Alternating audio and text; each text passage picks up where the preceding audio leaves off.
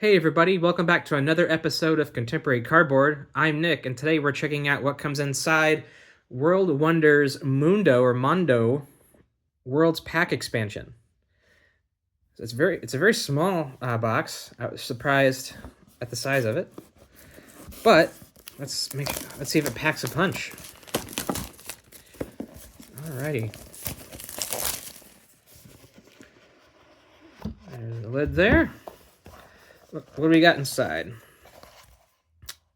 We have the list of components, 9 new wonders. Wow, a lot in this little box. Check that out. Some monument cards and some Mundo cards. Hopefully I'm saying that correctly. Let's take a look at all the new fun stuff here. Is that Terracotta Army, it looks like, maybe? I'm not a historian, so apologies. What else? We got a lot in here. Ooh, I like that. Look at that detail on the... All these are painted. And wooden, if you're familiar with the base game, that looks wonderful. I love the trees on that. That's great.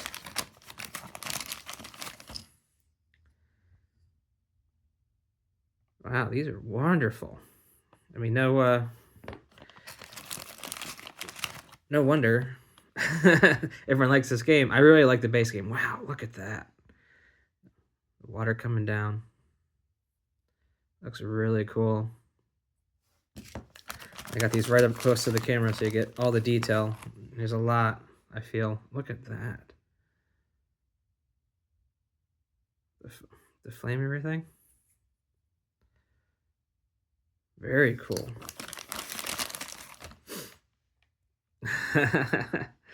Ooh, he's getting right up in your grill there. Look at that. These look so good. I really like this game. If you haven't played it yet, I don't think there's a whole lot of you that haven't played it yet.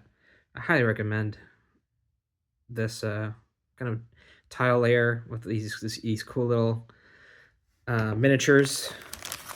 Now we got a second one of these guys.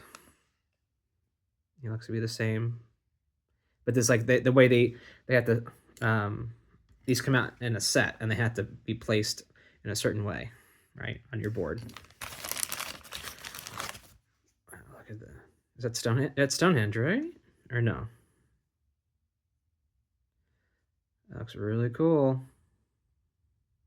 Yeah, it's got to be Stonehenge, right? I'm pretty sure. The cards will tell us. The cards will tell us. We'll say. The Sphinx there. Oh, I can't wait. I've been itching to play the base game again.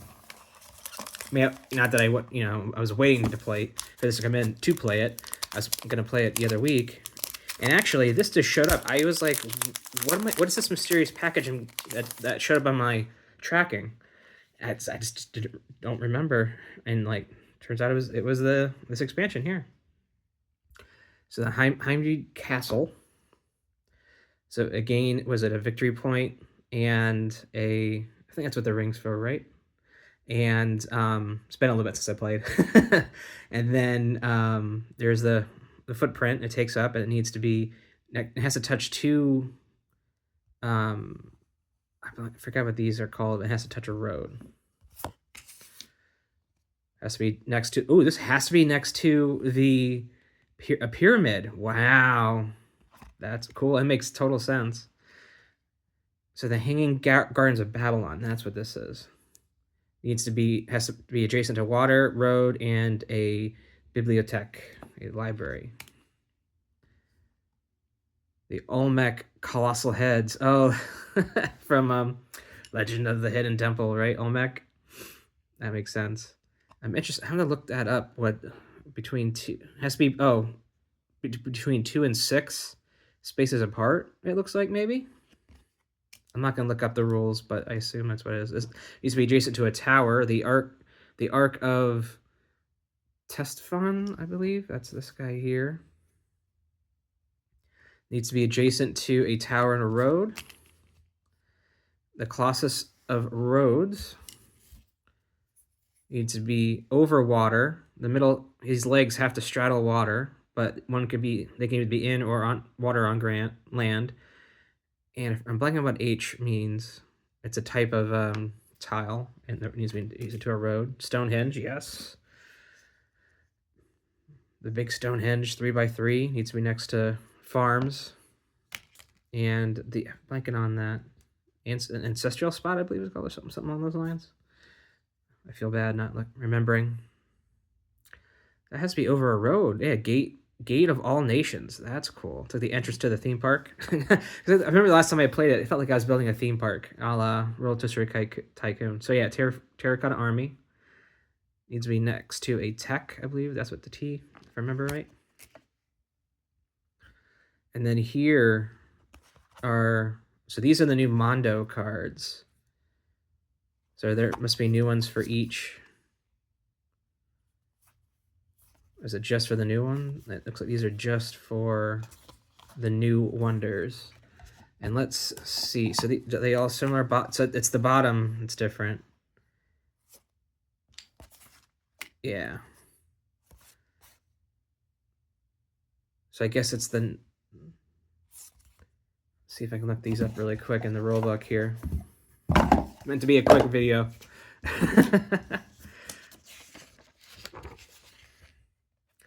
So the Mondo cards are separated into 3 parts.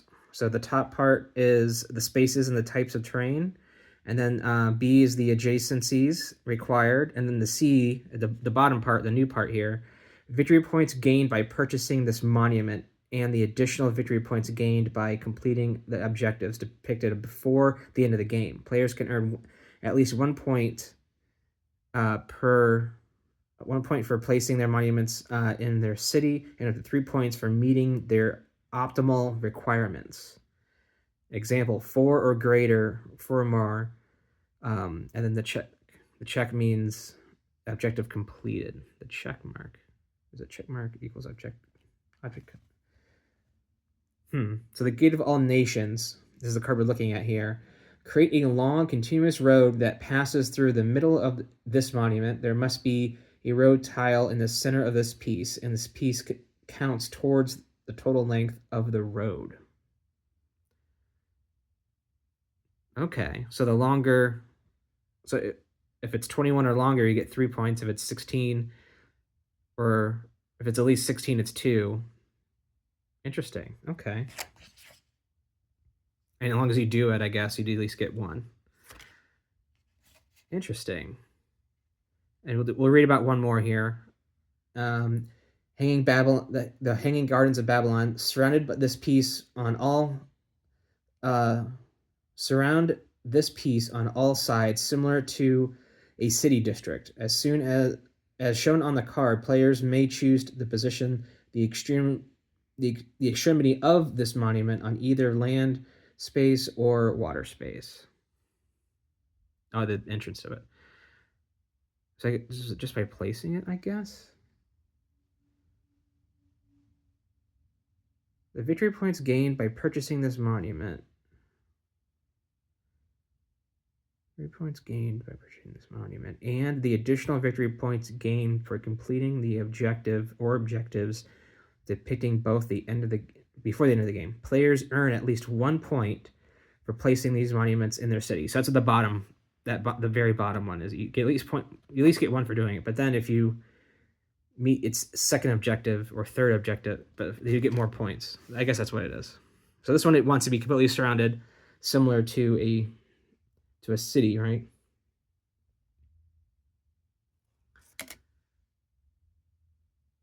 And the Terracotta Army, we'll kind of keep going here. Occupy all 5 spaces between the monuments with pieces of any type. Okay, that makes sense. And was that it? So that had a different. So here's its regular card. They needed to be all next to each other, but they needed to be spread out. Interesting.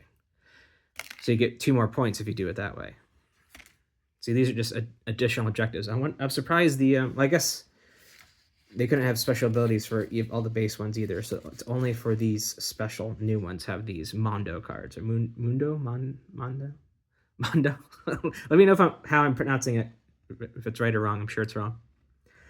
The castle have as many natural resources. That's what these spaces are. Natural resources adjacent to any piece of your city. Okay. Interesting.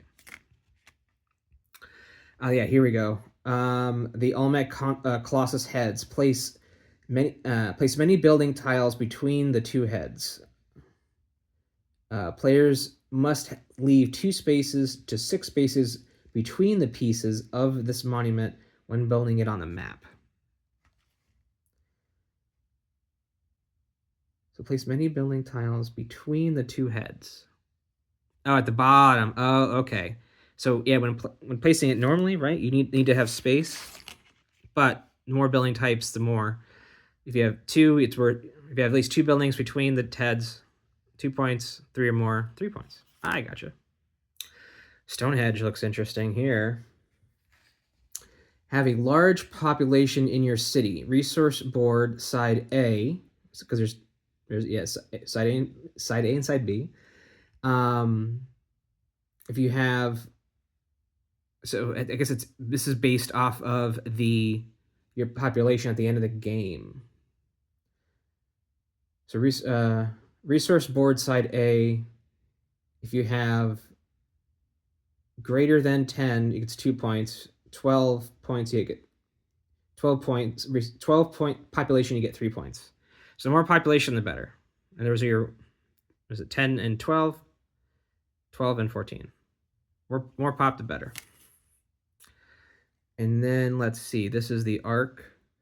Isolate this monument so that none of its sides are adjacent to any other piece, natural resources, water, or the sides of the map, and then keep it like that until the end of the game. Diagonal spaces surrounding this piece are excluded from the requirement. Interesting. They want to distance themselves.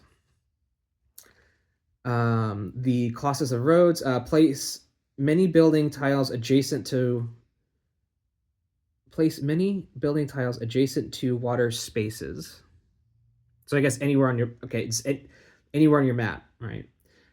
There must be a water space below the center. Okay, so it's the more pieces on your board adjacent to water. The more the merrier, the more points you get. Gotcha. Okay, and then the Great Sphinx, finishing strong here. Place at least one more monument adjacent to the Sphinx. Oh, the pyramid equals any. Okay. I think it'd be cool if you should get extra points if it's the pyramid. So yeah, place at least one monument adjacent to the Sphinx. To get 2, the more if you place 2, so 1, 0, and 1 don't get you any extra, but if you got 2, an extra 2 points, and that's it. That's all she wrote. Thanks for watching. Make sure to like, comment, subscribe, and we'll catch you in the next one. Bye.